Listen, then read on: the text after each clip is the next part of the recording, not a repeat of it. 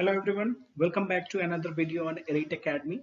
So today we have chosen a topic which sometimes will confuse all the aspirants, and the topic is that important battles from the medieval India. So we don't know who was who, when did they came, when was the invasion done, who won the battle.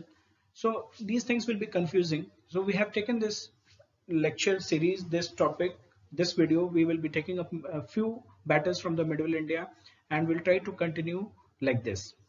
The idea is that now UPSC has started focusing on medieval India more, and UPSC has habit of asking these questions from medieval India by giving one statement. If they are asking a statement based question, like 1, 2, 3, 4 statements are given. So one statement is from medieval India. Okay, Babur introduced dash dash dash to Indian subcontinent. So what were these?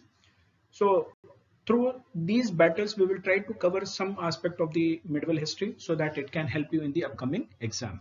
So let's start with the discussion. So here we have the first battle of Tarain from 1191. So the first battle of Tarain was fought in 1191 between the Ghurids. Ghurids, as you can see, has been encircled on the screen. So it was a Turkish tribe. It was led by Muhammad Ghori, and Muhammad Ghori started galvanizing the power after the decline of Ghaznavi Empire in 12th century. So there was a power vacuum in which various tribes fought for control over the empire, for their expansion.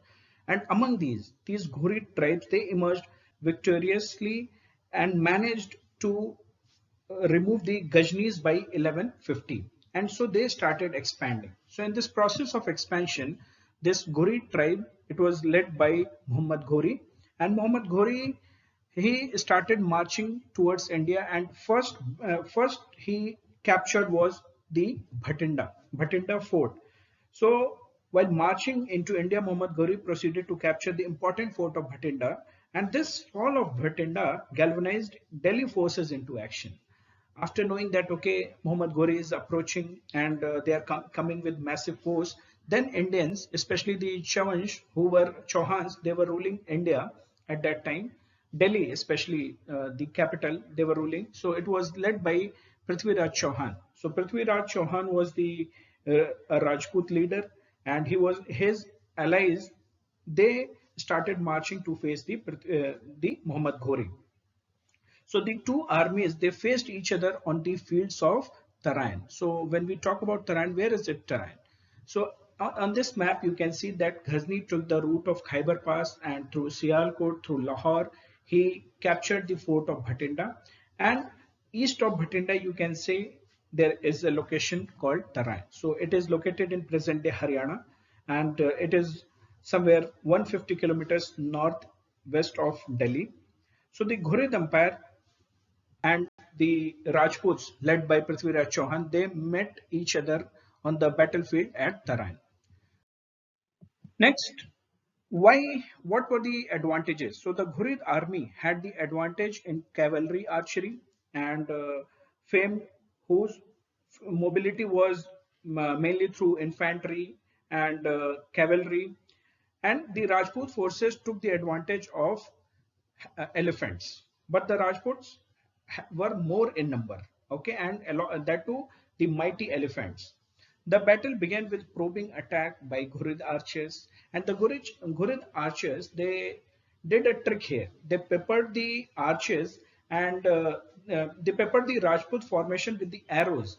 So the archers used peppered arrows to attack the Rajputs. So Prithviraj Chauhan responded immediately with all-out attack, which surprised the Ghurids. And this way, though temporarily Muhammad Ghori lost the battle, but this was not the end of Ghurid incursion into India, as Muhammad Ghori is going to return in future. In this battle, he got to learn about the enemy's strength and weaknesses, and he was mindful of not underestimating his opponents in the battle. So this was about Battle of Tarain. Muhammad Ghori lost the battle in 1191, but this was not the end. We will see there was another battle and what happened there. Next, again Ghurids, led by Muhammad Ghori. They started expanding again and they wanted to take the revenge also. So it was led by Muhammad Ghori and Chauhans at that time, again led by Prithviraj Chauhan. So there was a second battle of Tarain again after immediately after 1 year. So the second battle was fought, and this time it played a very important role in the history because it has a significant impact in the history. We'll see what was that. So Ghori took why what changed in this battle and what all happened. So the second battle of Tarain, again, it was also fought in Haryana. So on the screen, you can say that it is somewhere in northeast of Haryana, that location in the present day Haryana. So Muhammad Ghori, he analyzed his weaknesses and he took all the actions. So he took a vow to forego all luxuries until he avenged his defeat. And keeping this in mind, he set about rebuilding his forces, putting greater emphasis on firepower, mobility, and discipline. So he focused on rebuilding the forces. However, on the other side, Prithviraj Chauhan, he was elated at his victory. And rather than preparing for the next battle, he was convinced that he has demonstrated his superiority and there is no need to worry. And he neglected to strengthen his borders. The Ghurid army marched out of at the dawn time. They attacked the Rajput forces. That was a surprise raid in the Rajput camps because according to their war ethics, their military ethos were that they will not attack or they will not fight during the night times. So Rajput took time to recover and they were surprised by the attacks, and even the war elephants were neutralized in this battle, in the surprise attack. So because of this, Rajputs couldn't bear the loss and they lost the battle. Now, why this battle was significant? So in this image, you can see that the area highlighted in the oval area, Ghurid Sultanate, they started expanding and they expanded so much in India that it became very significant aspect of history because this was the first time Muslim regime ruled in India. Okay, so this was the importance of second battle of Tarain. Prithviraj Chauhan lost the battle and Muhammad Ghori of Ghurid Sultanate started expanding in India. The third battle, which is important for us today, is the first battle of Panipat. So the first battle of Panipat was fought between Babur and Ibrahim Lodi on 21st April 1526. So as you can see on this map, it is a map showing Babur's advances from 1516 to 1529, from where all he came and where all he went, the important battles which he has fought. Okay, so the first battle of Panipat was fought in Panipat. So this is the location of Panipat, as you can see, has been highlighted on the screen. The Delhi Sultanate at that point of time was ruled by Afghan Lodi dynasty from 1451, and Ibrahim Lodi was ruling at that point of time. So here we have Ibrahim Lodi. He was a great warrior, but an undiplomatic ruler. He was the king. He was ruling the Sultanate from 1517, and the opponent was Babur. And Babur, he came from Fargana Valley. He was the ruler of Fargana in Uzbekistan, and he was the descendant of Taimur and Changiz Khan. So here we have Babur. He was invited by Daulat Khan at that point of time. Daulat Khan was the governor of Punjab, and he was invited by Daulat Khan to invade the region and unsettle Ibrahim Lodi. It was not that Babur was coming to attack Ibrahim Lodi for the first time. Before also in 1524, Babur reached Lahore, as you can see on the screen, but was sent by Lodi's troops. However, in 1526, Babur again invaded, and this time he came with better preparation. So what changed this time? This time Babur was able to defeat Ibrahim Lodi, but why? So Babur, even though had very small number of troops, hardly 12,000 to 15,000 troops, and the field artillery was there. On the other hand, Ibrahim Lodi was having 30,000 to 40,000 troops and 100 war elephants. So even though Babur was having less number of troops, but why did he won the battle? Because he introduced for the first time gunpowder in the Indian subcontinent.